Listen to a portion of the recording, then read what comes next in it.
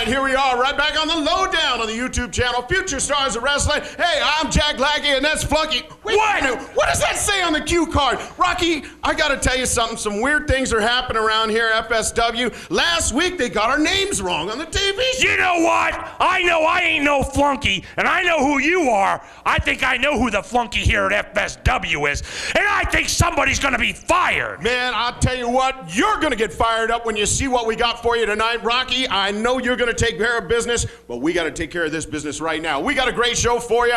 Big lineup for you. We got Willie Mack on the show tonight. We also got a big 6-man tag. Oh, who's in it? We got Greg Romero, Virgil Flynn, Big Duke, and Cash, the money man. You know it, man. It's gonna be live tonight. Rocky, I'm fired up. You're fired up. Maybe for the wrong reason. But we're still fired up, Jack. But when we see this show, everybody's gonna get fired up. Let's get on to the action with Disco and DeFalco.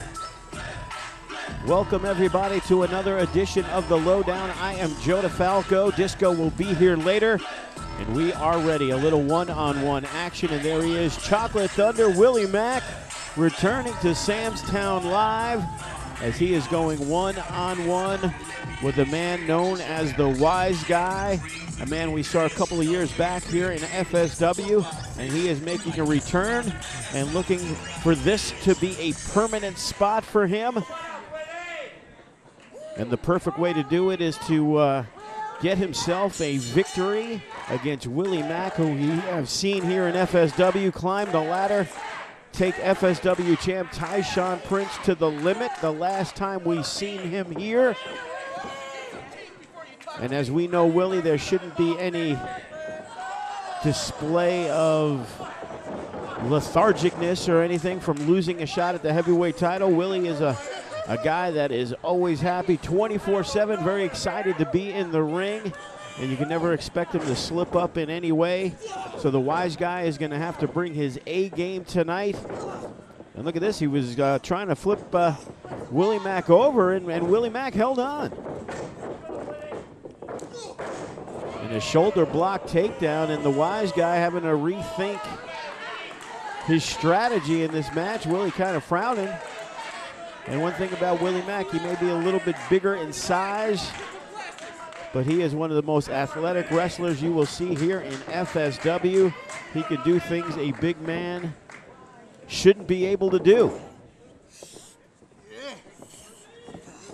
And right now, a little tie-up into the corner. Will Wiseguy have a clean break? And it looked like he wasn't going to, but now he ends up eating a big right hand and some chops from Willie Mack,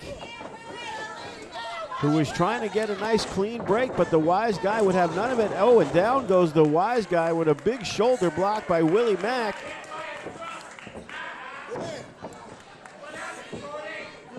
And this is a big opportunity for the Wiseguy from the Northern California area, making for a name himself. And look at that back body drop.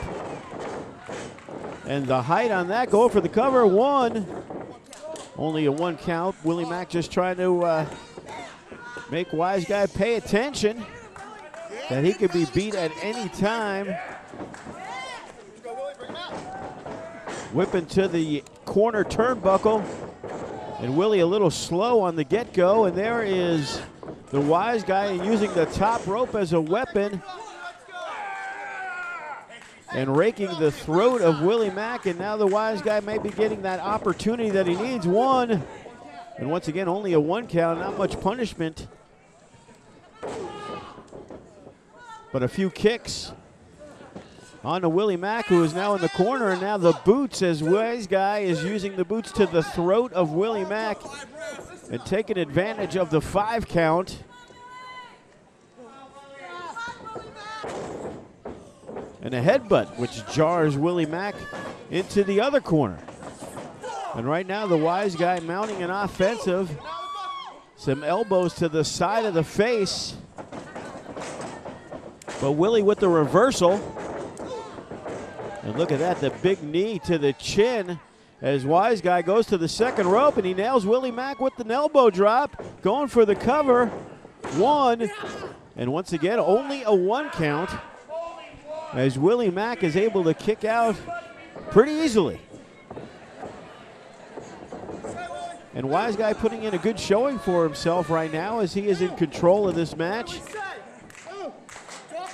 You know, possibly a chokehold, but the referee is looking at it, and it seems to be a legal hold as he has got the chin of Willie Mack, but he is fighting back, Willie. And look at that spinning heel kick by Wiseguy, and he's trying to say it's all over. I'm not too sure about that as he kind of crawls over the cover. 1, 2. And I guess he's moving along. He's gone from the 1 count, and this time it was a 2 count. As Willie trying to get his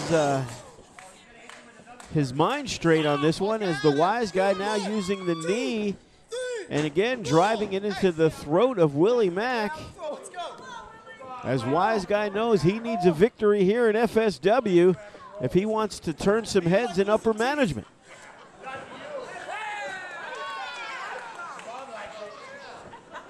And a right hand by the Wiseguy as the referee admonishing him, telling him to use an open fist. And a big whip into the turnbuckle. And Wiseguy calling over the ref. 1, 2. And once again, a 2 count by Willie Mack. I don't think he was really ever in danger of catching the pinfall right there. And Wiseguy moving along a little slow for what I'm thinking he needs to do. He really needs to put it to Willie Mack. He's very methodical, but just seems to take a lot of time in between his moves. And Willie Mack, once again, he's able to put up the leg, and there is the boot to the chin. A swing and a miss. And look at that huge clothesline by Willie Mack. And the spinning corkscrew elbow. And looks like Willie Mack is in control rather quickly. Got him up. And down he goes with the body slam. And look at that huge leg drop. And this could be it to cover. 1, 2. About a 2.5 count, but the Wiseguy is still able to kick out as Willie Mack. You can hear the crowd. They're putting their hands together. They're looking to see a nice Willie Mack victory here at Samstown Live. Big forearm. But look at that. Wiseguy is able to reverse it and drives the head down with the leg. And now this could be it. The cover. 1, 2. And Willie's able to slide that left shoulder up as Wiseguy left it exposed. Kind of late on Willie for the cover. Maybe if he put forth the effort, he could have walked away with the victory. Trying to tell the crowd that this is it. And drives the elbow to the back of the head. Off the second rope, nobody's home. And there is Willie Mack. He has got him up. And down he goes with the pile driver. The cover. 1, 2, 3. And there you have it. The big miss by the Wiseguy. And Willie Mack takes advantage, bouncing back from his defeat of Tyshawn Prince. Raising the roof. Willie Mack is victorious. And there's the crowd putting their hands together, big fans, as Willie Mack has a huge contingent of fans here in FSW.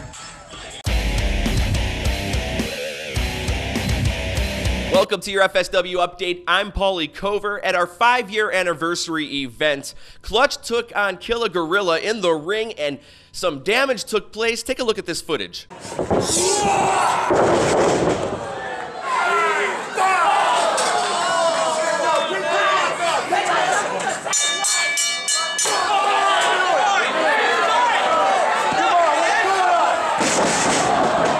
And in response to what you just saw, Clutch showed up at our FSW Fan Appreciation Night and had these harsh words for Killer Gorilla. Killer Gorilla, you coming here in the FSW to make a name for yourself. Now I'm not gonna lie, I can't be a hypocrite. Making a statement, that's one thing. But that's twice, not once, but twice did you try to end my career. And I'm gonna have to say this, it's on. You pissed me off. It is on. Killer Gorilla, one-on-one versus Clutch. In this match, there's no pins. There's no submissions.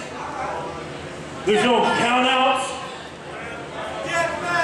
There's no disqualifications. The only way you can win is picking up your opponent and putting them in a stretcher. You can see these two collide in a stretcher match Saturday night, June 28th at Vail Pavilion, Silverton Casino for Collision Course 3. Grab your tickets now. With your FSW update, I'm Paulie Cover. FSW fans, here we are back on the Lowdown. And I gotta tell you, the June 7th show, the big surprise, if you weren't there, well, the surprise was I'm bringing back some people that the fans requested to be here at FSW. That, you know, Joe just was not really wanting back.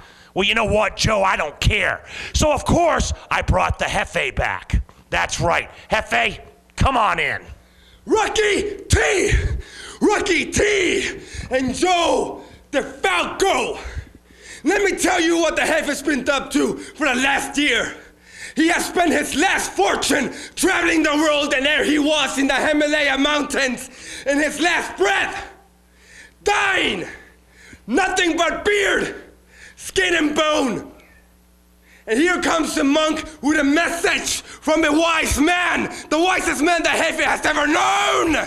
Rocky T. He says, Hefe, don't die yet. We need you. War's coming. We need you, Hefe, more than ever. There is still life in you, and there's still a destiny in your life. Rocky T, I promise you, I will cherish this opportunity. Thank you for giving me meaning again. The Hefe is not dead. The Hefe has just begun. You know, I kind of told you that things were going to start running my way. I don't care what you say. I'm doing my thing, Joe. Future Stars of Wrestling returns to Silverton Casino Saturday, June 28th, 7:30 p.m. for Collision Course 3. See the returns of Tyshawn Prince and Ring of Honor star Roderick Strong, FSW champion Alcatraz, along with tag team champions Whirlwind Gentlemen taking on the Suburban Commandos in a ladder match. Tickets available online at silvertoncasino.com. For more info, go to futurestarsofwrestling.com. And don't miss FSW High Octane every Saturday morning, 7 a.m. on MyLV TV. We are ready, six-man action, kicking things off.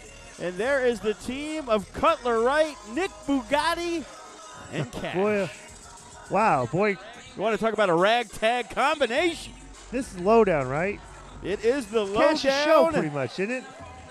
Where Boy, Cash, he's being pretty hospitable this week, That's isn't right. he? Kind of like letting these guys like share his limelight. You know, I mean, like he's been a big star in this show, hasn't he? He absolutely has. We've seen some good performances of late. It looks like he's got some white boots. Yeah. To go along with the black and red. Yeah. You know. What else we got here? Who we got? Holy And there he is, led by Mike Modest. We got the team of Greg Romero, Virgil Flynn, and Big Duke. Wow, this is a main event in any arena in the country, said by no one ever. But it is a main event here in the Lowdown, isn't it? That is correct. Some great talent. Virgil Flynn, Boy, Big Duke. We've seen some great things out of him. Let Greg Romero. me make a statement. Let me make a statement here. All right, you know, there's been stereotypes in wrestling. You know, we've seen wrestling over the years. We've seen the way people dress and how it's gotten, you know, like there used to be trunks, tights, you know, wool trunks, boots, no knee pads. They grew to, like, you know, guys wore knee pads, long tights, singlets and stuff, and, you know, grew to where guys would go out there in, like, maybe, like, jean shorts and stuff, and, you know, not even really wearing wrestling attire. But, you know, at no point has a manager looked as slovenly and sloppy as Mike Modest does. You know, that's a bald-faced lie, Disco Inferno. You have trashed Scratch's outfits for years. Yeah, but Scratch just looks like a jackass. Oh, okay. Michael Modest looks like a bum. He's even handing out Look signs. at this. Are you serious? He's really What is embracing he being doing? a manager. He's handing out the signs for the fans to hold? Look at this. One, two. Imagine if this was all over. Imagine if Virgil Flynn rolled up Cutler Wright, Yeah, who we well. have seen him lose in less than a minute. Less than a minute. We've seen him lose it less than that. That's what I'm saying. Last time we saw him, Alcatraz beat him in about 24 seconds. Holy smokes. And there is Virgil Flynn, one of the finest high flyers from Northern California. Let me ask you a question. Virgil Flynn's pretty good, huh? Yes, he is. This is future stars of wrestling, you know? In this match right here, who do you consider probably the most promising future star? Well, being the fact that Virgil Flynn is pretty much known throughout Northern and Southern California, the Reno area, I wouldn't consider him a future star. He's a guy who's done very well in the business. I would have to say Greg Romero, because he is only 21 years old. Another thing about Flynn too, you know, he's good. He's kind of undersized a little bit. Yes, he is. Okay, but which doesn't really, it's a strike against you, obviously. Okay, it's not a death sentence. Especially right here. Look at the size advantage. But Virgil Flynn is a crafty veteran who understands that he knows he's not going to outmuscle. He's a smart guy. Right. He's going to go in there and he's going to do things that can possibly work against Cash. Right. While we've seen a guy like Greg Romero kind of struggle a little bit because but this is what I want to tell people out there. Okay. You know, Virgil Flynn, obviously very athletic, very skilled, probably been trained well.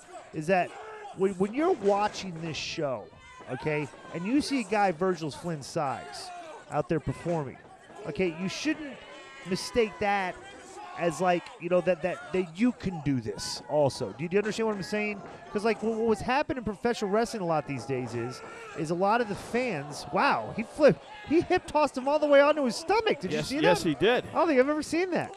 So what we see is a lot of the fans that probably have no business competing in any form of athletics at all will try to become a professional wrestler because they see guys like their size doing this and not realizing what it takes to become a professional wrestler. And I just want to say that, like, you know, just because Virgil Flynn is competing on television doesn't mean that you sitting at home playing your video games and everything has a chance to do that too. That's right. And Virgil's been doing this for a long time, and it's taken him a while to garner the success and the respect in the business because of his size. And there's a guy, Big Duke, who, you know, has been doing very well for himself, holding championship belts in not only California, now in Oregon. He's a champion. Is he really? And we've seen him here in FSW try to climb the ladder.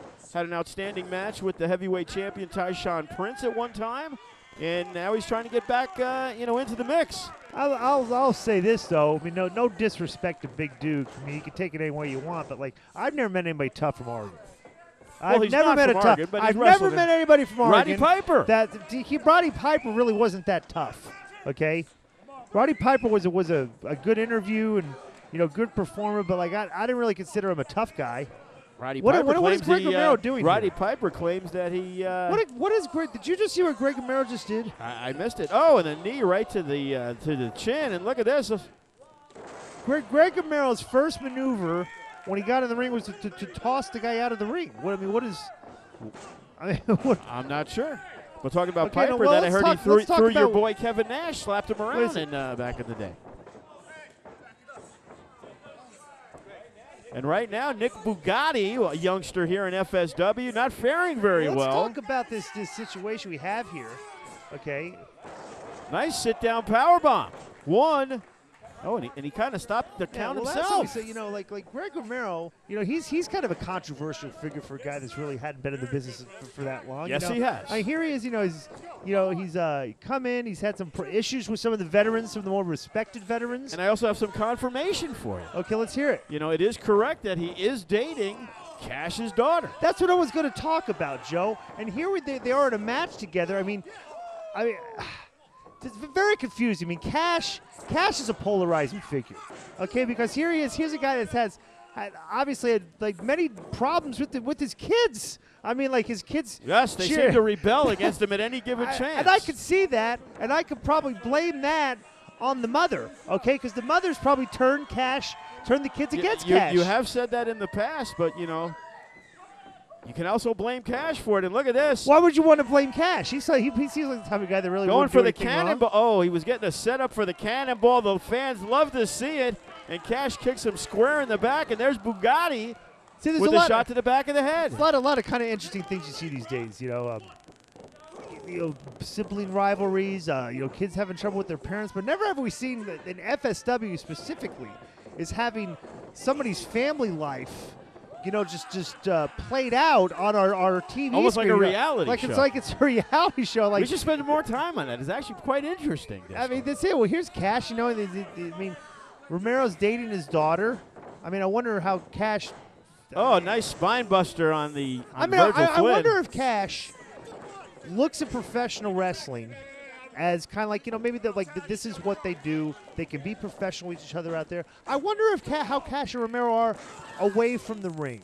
I mean, is he welcoming? Is Greg Romero welcoming home? Or do they agree to, you know, be professional here in wrestling and perform in front of the fans and go at each other and like give each other their best, or is this a Well, they don't seem to like each other inside the ring, so I'm pretty sure they don't like each other. Oh, Wow. look at that. Beautiful move by Virgil Flynn.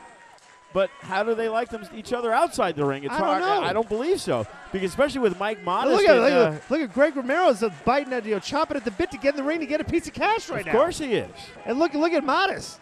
You know, how often is it that you get to slap around your girlfriend's dad? Boy, yeah, I bet you Mike Modest is the type of guy that probably, like, you know, is probably using that as Instigates it. motivation. He Yeah, absolutely. And look at that, a flying clothesline. Greg Romero and Cutler Wright. He is reeling, and look at this, into the neck Whoa, breaker. what a neck breaker. As Greg Romero is very excited tonight. And he is going up top.